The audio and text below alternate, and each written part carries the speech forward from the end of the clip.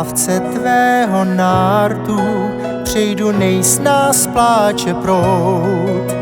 Na stéble tvého zápěstí mohu dál i v bouři plout.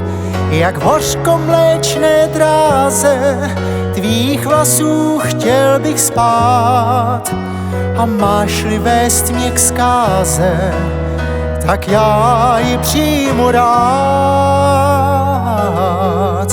A stokrát chválím čas, kdy vcházím do tvých řas a každý záhyb tvůj i vlas já znám.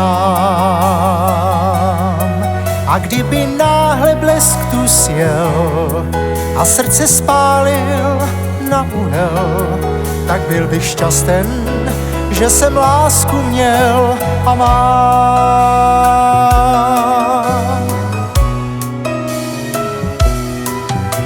Jak terče střelnic na poutích jsou ta souhvězdí tvých pich.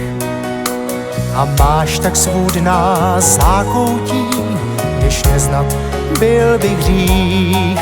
V tvých nástrahách, jak v séně, se topím dál a dál.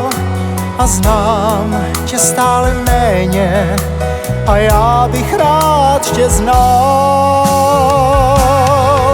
A stokrát chválím čas, kdy vcházím do tvých řas a každý záhyb tvůj i vlas já znám. A kdyby náhle blesk tu sjel a srdce spálil na uhel, tak byl bych šťasten, že jsem lásku měl a mám.